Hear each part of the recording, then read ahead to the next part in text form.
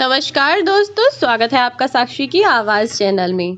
तो दोस्तों, आज की कहानी है 8 घंटे से शमशान घाट में पड़ी रही बूढ़ी माँ की लाश, जिसे बेटों ने बंटवारे के कारण जलाया तक नहीं। आइए जानते हैं आज की कहानी में कि क्या हुआ उस बूढ़ी माँ के साथ। आज शमशान घाट में एक बुजुर्ग महिला का शव लाया गया, लेकिन उसका अंतिम संस्कार करने में बहुत देर हो गई। भीड़ इकट्ठा हो गई थी, लेकिन उसका अंतिम संस्कार करने में इतना समय आखिर क्यों लग रहा था?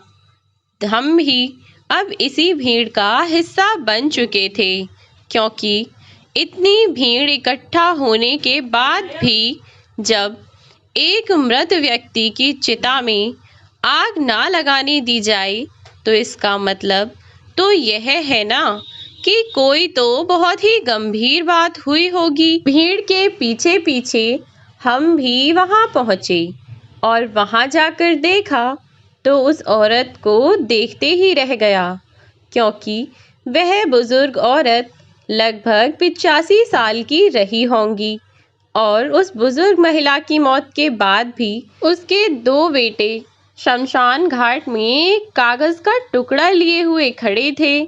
हम सब लोग सोच में पड़ गए कि आखिर बात क्या है और चिता का अंतिम संस्कार करने के लिए कब से ये सब कागज पत्र की जरूरत पड़ने लगी। बड़े ही हैरत की बात है कि आखिर माजरा क्या है। बस फिर हमें भी उत्सुकता और बढ़ने लगी कि आखिर बात क्या है।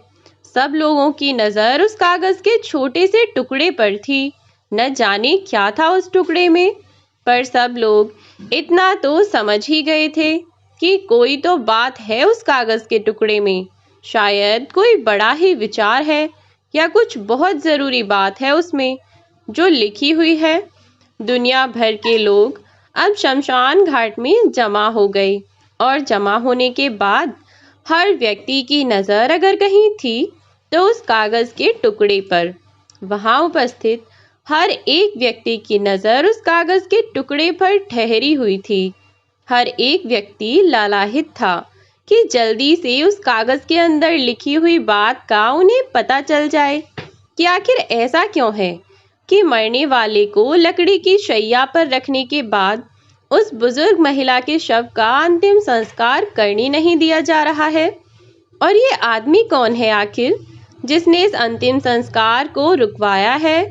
कोई खास ही रहा होगा।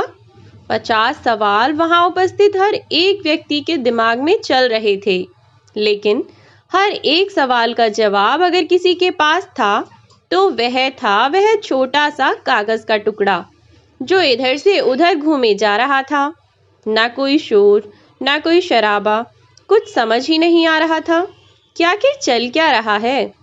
बहुत देर इंतजार करने के बाद किसी ने पुलिस को फोन कर दिया और वहां पर पुलिस भी इकट्ठी हो गई। पुलिस के इकट्ठा होने के बाद भी हमें माजरा ही समझ नहीं आया कि आखिर माजरा क्या है। धीरे धीरे समय बीता और शव को शमशान घाट में आए लगभग 8 घंटे बीत चुके थे, लेकिन वहां की भीड़ कम होने का नाम ही नहीं ले रही थी। समय तो बहुत हो गया था और एक बार मन में आया भी कि छोड़ ना यार, हमें क्या करना है। लेकिन फिर दिमाग में सवालों की एक लहर झनझनाती हुई दौड़ गई और फिर मन हुआ, नहीं यार, आखिर इस बात के पीछे का कारण जानना तो बनता है ना कि शमशान घाट में लाए हुए शव को 8 घंटे हो गए हैं और अभी तक कोई इसको मुखाग्नि नहीं दे रहा है। उसकी चिता को आग न लगने देने के पीछे का आखिर कारण क्या है? यह तो सिंपल सी ही बात है कि ऐसा तभी हो सकता है जब कोई इसके पीछे का कारण बहुत बड़ा हो, वरना मरने के बाद इंसान को जल्दी जल्दी करते हैं ले जाने में भी। अब तक तो हमने पुलिस को ऐसा करते देखा था कि कई बार अंतिम संस्कार में पुलिस अंतिम संस्कार होने से रुकवा दे, क्योंकि सामने वाली पार्टी पहले मौत पर केस कर दे कि हमें शक है कि इसकी मौत नहीं हत्या की गई है, तब तो माना भी जा सकता है। लेकिन यहाँ तो माजरा उल्टा ही था। पुलिस को बुलाया इसलिए गया था क्योंकि इतना समय हो गया था और चिता को मुखाग्नि देने ही नहीं दे रहे थे। वहां दो व्यक्ति थे जो मानो उस बुजुर्ग महिला के बेटे प्रतीत हो रहे थे। 8 घंटे की खींचतानी के बाद, पुलिस और कुछ व्यक्तियों के समझाने के बाद उस चिता को मुखाग्नि दी गई। मैं भी बहुत अचंभे में था। तब वहीं पास का एक मेरा जानकारी का लड़का, जो कि पुलिस में कांस्टेबल था और वहां पर दरोगा के साथ उपस्थित हुआ था, तो मुझे लगा कि इस बात का असली कारण यहीं से पता चल सकता है। तो मैंने उसे बुलाया और पूछा, और उसने जो कारण बताया, सच में उसको सुनकर मेरा दिमाग सुन्न सा हो गया। मुझे जैसे उसकी बातों पर यकीन ही नहीं हो रहा था। उस लड़के के साथ उनका एक रिश्तेदार भी था जो उनका खास रिश्तेदार था। तो मैंने उस लड़के से पूछा तो उसने मुझे मोटी मोटी बात बताई, लेकिन रिश्तेदार ने शुरू से लेकर अंत तक की सारी घटना मुझे सुनाई। और आप यकीन मानो, मैं उस बात को सुनकर एकदम सुन्न रह गया था। मुझे यकीन ही नहीं हो रहा था कि क्या माँ बाप औलाद को सिर्फ इस दिन के लिए पैदा करते हैं? क्या माँ बाप के जीवन का औलाद के जीवन में कोई महत्व ही नहीं है? तो घटना इस प्रकार थी कि उस बुजुर्ग महिला का नाम पुष्पा था। पुष्पा जी बड़ी सीधी सरल स्वभाव की महिला थीं और अपने घर का कामकाज करने में बहुत निपुण थीं। जब पुष्पा जी का जन्म हुआ था, तभी उनकी माता का देहांत हो गया था और वह व्यक्ति जिसने मुझे यह सारी व्यथा सुनाई थी, दरअसल वह पुष्पा जी के ताऊ जी थे। माता के देहांत के बाद कुछ ही समय में उनके पिताजी का भी देहांत हो गया और पुष्पा जी के पालन पोषण की सारी जिम्मेदारियां उनके ताऊ जी के ऊपर आ गईं। ताऊ जी ने भी उनका पालन पोषण अच्छे से किया। और जैसा कि आप जानते हैं कि पहले के ज़माने में लड़कियों को कोई भी इतना पढ़ाना लिखाना नहीं चाहता था, तो पुष्पा जी के साथ भी वही हुआ। हालांकि उनके ताऊ जी ने उनके पालन पोषण में तो कोई कमी नहीं की, लेकिन उनकी पढ़ाई लिखाई बहुत ज़्यादा तो नहीं हो पाई थी। पुष्पा जी केवल 5वीं पास ही थीं। अब इस सब के बाद हुआ यूं कि पुष्पा जी के ताऊ जी के भी अपने बच्चे थे और चूंकि पुष्पा जी लड़की थीं, तो उनकी जिम्मेदारी कुछ ज़्यादा थी। इसलिए पुष्पा जी के ताऊ जी ने सोचा कि लड़का अच्छा मिल रहा है तो शादी कर देते हैं। उन्होंने एक अच्छा सा लड़का देखकर पुष्पा जी की शादी कर दी। शादी के बाद पुष्पा जी दुल्हन बनकर घर आईं। धीरे धीरे उनके सरल स्वभाव ने घर के हर एक सदस्य का मन जीत लिया और फिर बचपन में माँ बाप के खो जाने का दुख कभी खत्म तो नहीं हुआ, लेकिन फिर भी पुष्पा जी को ससुराल इतनी अच्छी मिली थी कि वह बहुत खुश थीं।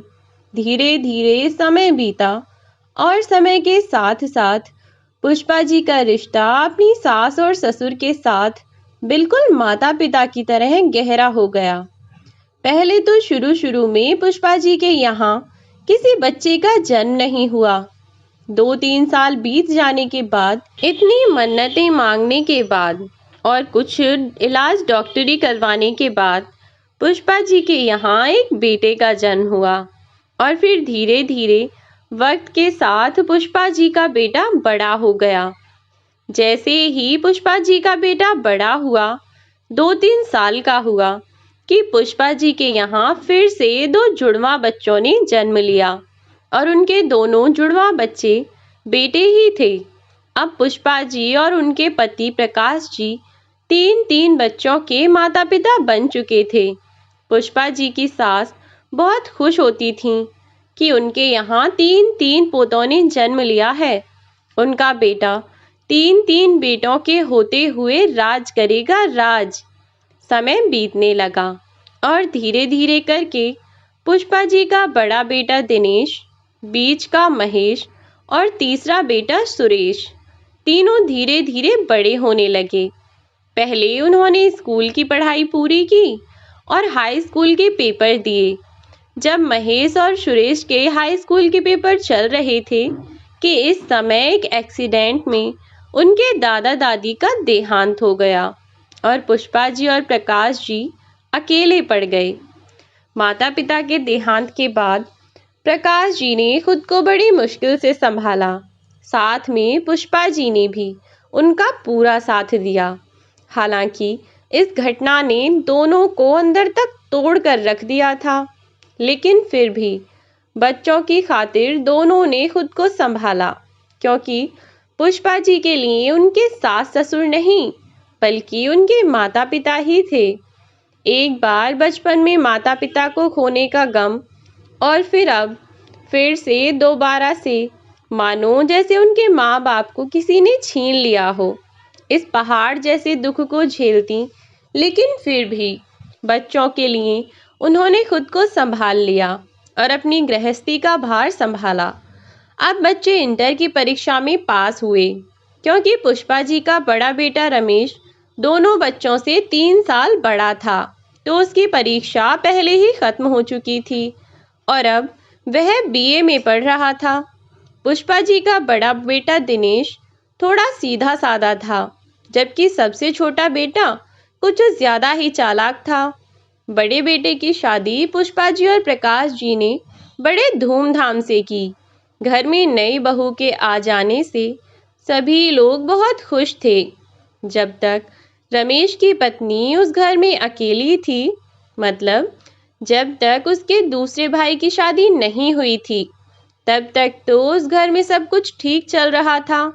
बहू भी पुष्पा जी की बड़ी सेवा करती थी और प्रकाश जी की भी हर छोटी छोटी चीज का ध्यान रखती थी। अब दोनों संतुष्ट थे कि चलो घर में लक्ष्मी आई है, कम से कम रोज का कलेश नहीं होता। सब कुछ बहुत अच्छा चल रहा था कि पुष्पा जी के दूसरे बेटे की शादी के लिए एक रिश्ता आया। लड़की बहुत खूबसूरत थी और अमीर खानदान की थी। न जाने कैसे उन्हें पुष्पा जी का दूसरा बेटा महेश बहुत पसंद आ गया और वे प्रकाश जी के पीछे ही पड़ गए कि हम अपनी बेटी की शादी इसी घर में करेंगे। प्रकाश जी भी इस बात से क्यों ही इनकार करते, जब घर के घर बैठे बिठाए इतना अच्छा रिश्ता आ रहा था। तो इसीलिए प्रकाश जी ने भी हाँ कर दी। चूंकि इस लड़की का रिश्ता आया था, वह बहुत खूबसूरत थी, तो महेश को भी इस बात से कोई भी परेशानी नहीं हुई और उसने भी खुशी खुशी शादी के लिए हाँ कर दी। अब प्रकाश जी और पुष्पा जी के दूसरे बेटे महेश की भी शादी हो गई। शादी के 1-2 महीने तक तो सब ठीक चलता रहा, लेकिन उसके बाद बहू ने अपने रंग दिखाने शुरू कर दिए। अब तो वह हर बात पर अपने अमीर खानदान का ताना देती कि मैं तो इतने बड़े घर के आई हूँ, मुझसे तो यह काम नहीं होता, वह काम नहीं होता। बड़ी बहू बेचारी सारा दिन घर का काम करती। कुछ समय तो उसने यह सब चीज़ें बर्दाश्त की, लेकिन उसके बाद वह भी कहने लगी कि मैं ही घर का सारा काम क्यों करूं? घर तो बराबर दोनों बहू का है ना, तो घर का काम यह भी करेगी। कितने ही अमीर घर से आई थी, तो ऐसे घर में शादी क्यों करवाई थी? किसी अमीर खानदान में शादी करवाती, ताकि उसको बैठे बैठे महारानी की तरह बेड पर सारी चीज़ मिलती रहे। मैं साफ साफ कह देती हूँ तुमसे दिनेश, अगर यह सब इस घर में काम नहीं करेगी तो मैं भी काम नहीं करने वाली।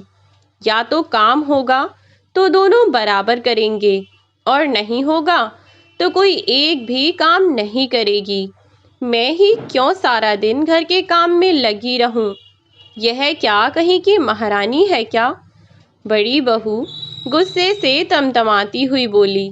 और अब तो इस घर में यही रोज रोज का ड्रामा हो गया। इसी बीच प्रकाश जी भी इस रोज रोज के कलेश से परेशान हो गए थे और एक दिन ज़्यादा सोच विचार करने की वजह से उन्हें हार्ट अटैक आ गया और उनका देहांत हो गया। अब बेचारी पुष्पा जी अकेली ही रह गईं। छोटी बहू कोई भी काम करने को तैयार ही नहीं होती और बड़ी बहू छोटी से बहस के चक्कर में कोई काम नहीं करती। प्रकाश जी की मौत के बाद पुष्पा जी वैसे ही परेशान रहने लगी थीं कि इन दोनों की चिक चिक सुनकर वह और दुखी हो जाती। इसलिए उन्हें चुप रहना ही उचित लगता। वह ना तो बड़ी बहू से काम करने को कहती और ना ही छोटी बहू से कोई काम करने को कहती। सारा दिन पूरे घर के कामों में खुद ही अकेली लगी रहती और इस चीज़ का नतीजा यह हुआ कि धीरे धीरे वह बहुत कमज़ोर हो गईं और बीमार रहने लगीं। हालांकि जब तक वह स्वस्थ थीं तब तक सारे घर का काम उन्होंने ही किया था, लेकिन जब वह खाट में पड़ गईं तो दोनों बहू आपस में उन्हें एक गिलास पानी देने के लिए भी लड़ती थीं। अब तो पुष्पा जी बेचारी बस यही सोचती कि इन दोनों का घर तो बस गया है, मेरे छोटे बेटे की और शादी हो जाए तब कुछ हो। छोटा बेटा भी अपनी माँ की हालत देखकर दुखी रहने लगा। ऊपर से दोनों भाभियां उसको दिन रात के ताने दिया करती कि खाली बैठा खा रहा है, हमारे पति कमा कर लाएं और यह यहाँ बैठे बैठे महाराजाओं की तरह खाता है, शर्म तो आती नहीं है, निठल्ला कहीं का। छोटा बेटा अपनी माँ पुष्पा जी की वजह से सब कुछ चुपचाप सुनता रहता था, क्योंकि कभी कभार वह पुष्पा जी की तबीयत ज्यादा खराब होती तो बहुएं तो उन्हें पलटकर भी नहीं देखती थीं। ऐसे में उनका छोटा बेटा ही उनका इकलौता सहारा था। अपनी माँ के बारे में सोचकर वह चुप लगा जाता, वरना रोज रोज उल्टा सीधा सुनना किसको अच्छा लगता है। वह यही सोचता कि अगर मैं भी चला गया तो माँ की देखभाल कौन करेगा। वैसे भी अब उनका बुढ़ापे का शरीर है। और एक दिन जब सबसे छोटा बेटा सुरेश खाना खा रहा था कि तभी उसकी छोटी वाली भाभी ने आकर उसके आगे से खाने का थाल उठाकर दूर फेंक मारा और उसको उल्टी सीधी खरी खोटी सुनाने लगी। और आज का बर्ताव उससे बर्दाश्त ना हुआ और वह बिना किसी को बताए एक दिन छोटा बेटा गुस्से में वहां से चला गया और पता नहीं कि कहाँ गया, शायद शहर गया होगा। रोज रोज की चिक चिक से बेचारा परेशान हो गया होगा तो और घर में रहकर करता भी क्या। अब तो बेचारी पुष्पा जी घर में अकेले रह गईं। पहले सास ससुर, फिर पति और अब जो छोटा बेटा उनका इकलौता सहारा बचा हुआ था, अब तो वह भी न जाने कहाँ चला गया। बेचारी जब ज्यादा दुखी होती तो रो लिया करती, बाकी बहू बेटे तो उनकी सुनने से रहे थे, क्योंकि दोनों बहुओं ने अपने अपने पतियों को सिखा रखा था। बड़ी बहू अपने पति को छोटी के खिलाफ भड़काती तो छोटी बहू बड़ी के खिलाफ।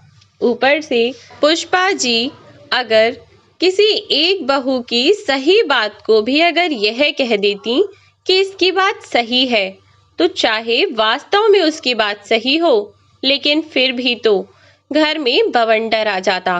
दूसरी पहली को गाली देती और पहली दूसरी को गाली देने लगती। इसलिए उन्होंने चुप रहना ही उचित समझा। बेचारी अब तो भूखी प्यासी जैसे भी समय कटता काट ही रही थीं। उनकी दशा हर दिन बद से बदतर होती जा रही थी। एक दिन पुष्पा जी की तबीयत कुछ ज्यादा खराब हो गई। उन्हें बहुत जोर से बुखार आ गया था। उन्होंने अपनी बहू को आवाज लगाई, लेकिन किसी ने भी उनकी बात को नहीं सुना।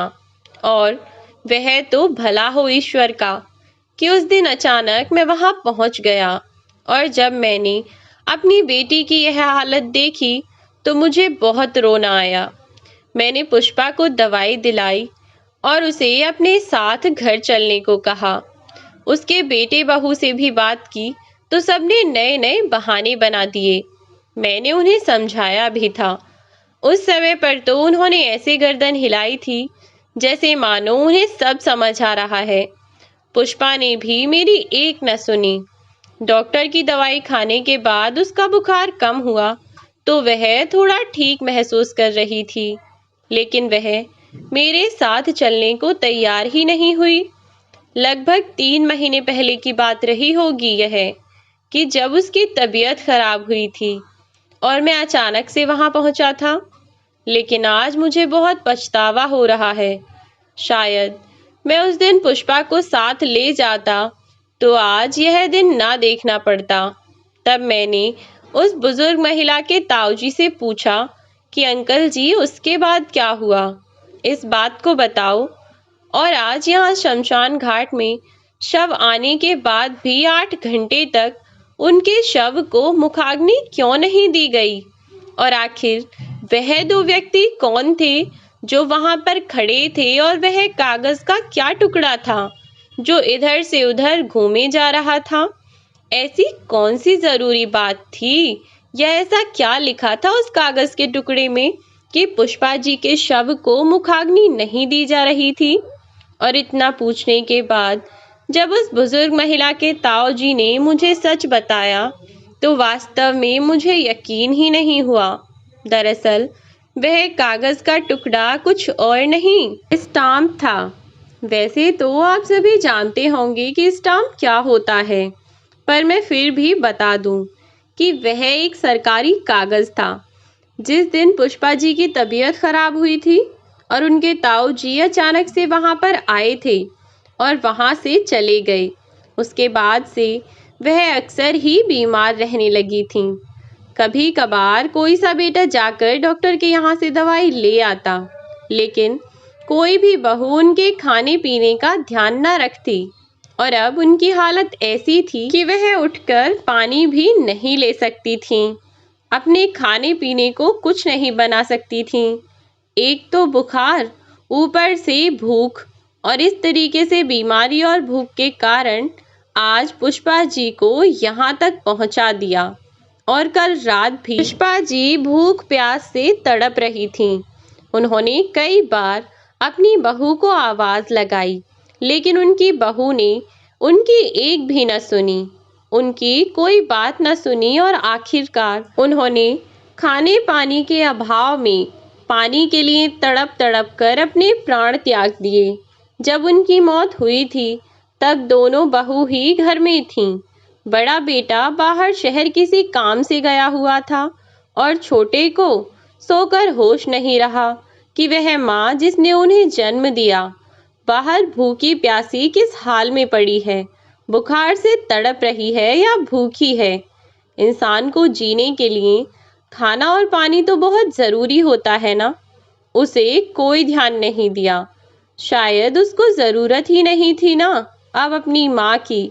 क्या कहेंगे आप ऐसे बेटों के बारे में जिनको जन्म देने के लिए एक औरत जिंदगी और मौत से खेल जाती है? उस माँ के बारे में जिसने इन कपूतों को पाल पोस कर बड़ा किया, और जब यह अपनी घर गृहस्थी संभालने लायक हो गए तो इन्हें उस माँ का ध्यान ही नहीं रहा। और दो बेटे होने के बावजूद, दो बहुएं होने के बावजूद उस बुजुर्ग महिला ने तड़प तड़प कर भूख और प्यास से अपना दम तोड़ दिया। चलिए, यह तो रही यहाँ तक की बात। इसके आगे की बात जानना नहीं चाहेंगे? जब उस बुजुर्ग महिला की मौत हो गई तब सुबह छोटा बेटा उठा और उसने देखा कि अब उसकी माँ इस दुनिया में नहीं रही। तो उसे इस बात का अफसोस नहीं हुआ कि उसकी माँ नहीं रही, बल्कि उसे इस बात का अफसोस हुआ कि उसकी माँ के नाम जो जमीन थी वह उन दोनों भाइयों में बटी नहीं थी। छोटा बेटा इतना कह ही रहा था और कोई बात नहीं। पुष्पा जी के शव को शमशान घाट तक ले जाया गया, लकड़ियों की चिता चीनी गई, इस पर सब रखा गया, लेकिन मुखाग्नि नहीं दी गई। उससे पहले ही बड़ा बेटा आया पर एक कागज का टुकड़ा अपने हाथ में लाया। और जानते हैं वह कागज का टुकड़ा क्या था? वह कागज का टुकड़ा था जमीन, जो उसकी माँ के नाम थी, जो पुष्पा जी मरने से पहले उन दोनों बेटों के नाम नहीं करके गई थीं। वह उसी का स्टाम्प था। और 8 घंटे शमशान घाट में जो शव रखा रहा मुखाग्नि के लिए, उसके लिए यह ज़रूरी बात नहीं थी कि शव का अंतिम संस्कार किया जाए, पर दोनों बेटों के लिए यह ज़्यादा ज़रूरी था कि पहले ज़मीन को बांट लिया जाए। दरअसल पुष्पा जी के नाम पर 5 बीघा ज़मीन बच रही थी। 2 बीघा ज़मीन वह पहले ही बेच चुकी थी। तीसरा बेटा बहुत दिनों से गायब था, जिसके आने की कोई उम्मीद नहीं थी। अब दोनों भाइयों ने सोचा कि बंटवारा कैसे किया जाए, तो शमशान घाट में स्टाम्प बनवाया गया। सारी कार्यवाही पूरी की गई और उस बची हुई ज़मीन का बंटवारा किया गया और इसके बाद उस शव को मुखाग्नि दी गई। मैं आज भी जब यह घटना सोचता हूँ तो मेरा दिल चिर पड़ता है। क्या सच में कोई बेटा ऐसा भी हो सकता है?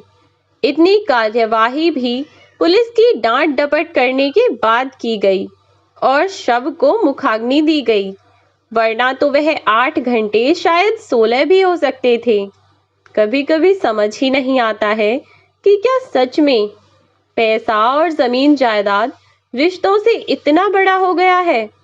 मैं समझ ही नहीं पाया कि आखिर यह हुआ क्या। जब भी कभी इस बात को याद करता हूँ तो लगता है कि जैसे सब कुछ बेकार है। क्या पता कल को हमारी औलाद हमारे साथ कैसा कर दे। तो दोस्तों, यह थी हमारी आज की कहानी। मैं आपको बता दूं, आज की हमारी जो कहानी है यह एक सत्य घटना से प्रेरित कहानी है। नाम और जगह मैं आपको नहीं बता सकती, लेकिन यह कहानी कोई काल्पनिक कहानी नहीं है, बल्कि एक सत्य घटना पर आधारित कहानी है। सचमुच आज के समय में ऐसे बेटे भी हैं जिनके लिए अपनी माँ के शव को मुखाग्नि देने से ज़्यादा ज़रूरी ज़मीन का बंटवारा करना है। तो आप क्या कहना चाहेंगे ऐसी औलाद के लिए? कमेंट बॉक्स में हमें अपनी राय ज़रूर दें। वीडियो अच्छी लगी हो तो वीडियो को लाइक और शेयर करना ना भूलें। चैनल को सब्सक्राइब ज़रूर कर दें अगर आप इस चैनल पर नए हैं तो। साथ ही बेल आइकन को प्रेस कर दें ताकि नई वीडियोस की नोटिफिकेशन आपको मिलती रहे। आज के लिए दोस्तों इतना ही। वीडियो में बने रहने के लिए धन्यवाद। मिलती हूँ नई वीडियो में एक नई कहानी के साथ। तब तक के लिए बाय बाय मेरे प्यारे दोस्तों। अपना ख्याल रखें।